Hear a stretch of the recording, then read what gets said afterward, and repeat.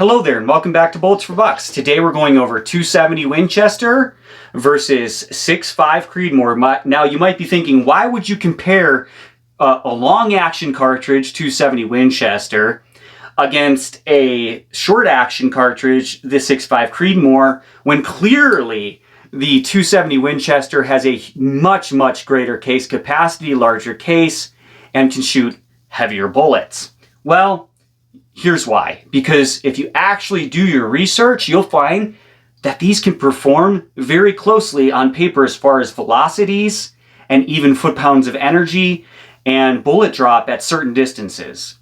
So let's go ahead and get things started. Let's talk about some of the basics on the 6.5 Creedmoor and then some of the basic ballistics on the 270, and then we'll talk about how they compare for target shooting versus hunting. The 6.5 Creedmoor with a 143 grain ELDX factory load shoots at 2,700 feet out of a 24-inch test barrel, that's the muzzle velocity, and at 500 yards carries 2,022 feet per second.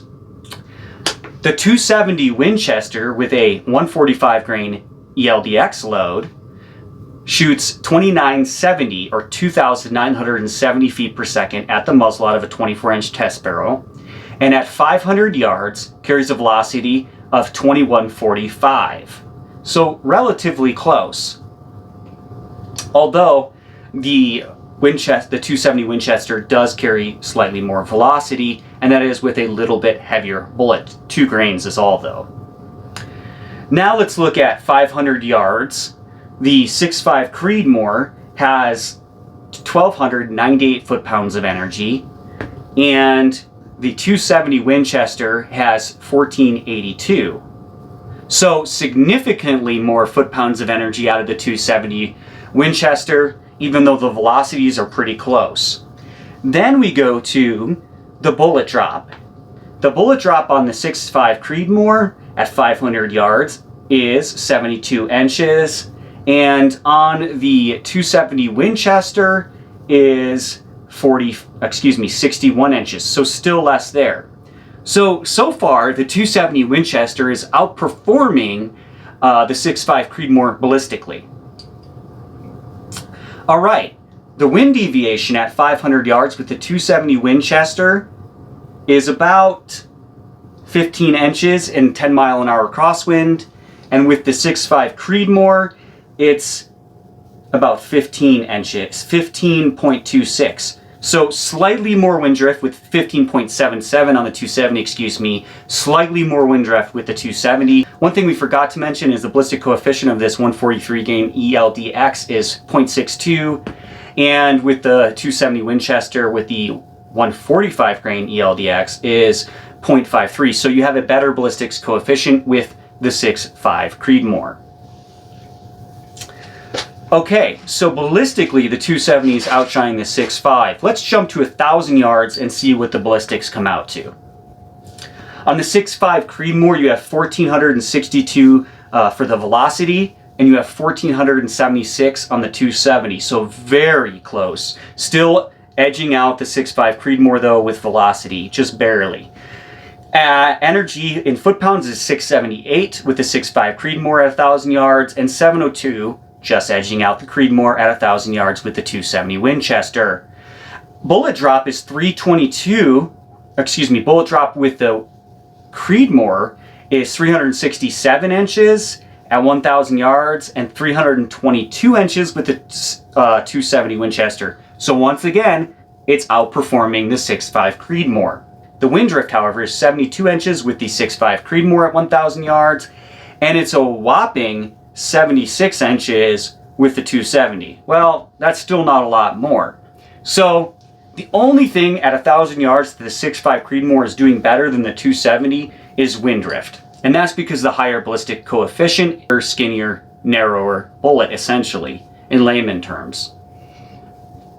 So what are the pros and cons really? I mean, why would you choose the 6.5 Creedmoor over the 270 then? The 270's been around for many years, way longer than the 6.5 Creedmoor. It's tried and true. There's plenty of factory offerings available really in both the 6.5 Creedmoor and the 270. Here's the big deal. The 270 is a long action cartridge, The 6.5 Creedmoor is a short action cartridge. So the ammunition itself is actually heavier with the 270 to carry around. And usually the weapons platform is also heavier because it requires a long action. Okay, well, that's still not that big of a deal.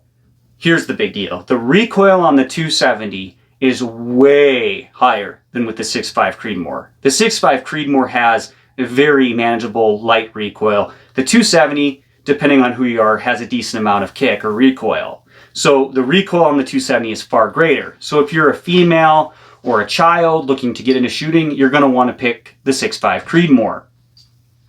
Now, from a target standpoint, because the recoil is much less on the 6.5 Creedmoor and the ballistics are so close, and we're not trying to kill something or have terminal performance on a game animal, the 6.5 Creedmoor makes far more sense. It's a short action, the ballistics are good, the recoil is way lighter, which is going to help you shoot more accurately and get back on target for follow-up shots quicker.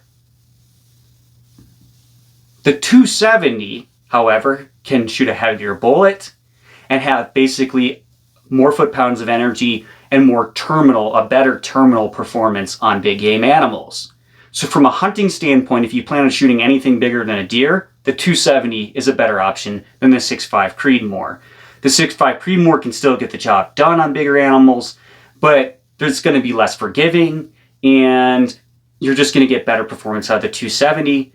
If you're shooting animals deer are smaller though, the 6.5 Creedmoor is going to be lighter recoil, and therefore it's probably going to be easier for you to shoot. So it's not a bad option for deer or less, whereas the 270 is going to perform far better on bigger animals, and you're going to have heavier bullet choice options. Hope you enjoyed this review of the 6.5 Creedmoor versus the 270 Winchester. If you did, go ahead and like and subscribe to my channel.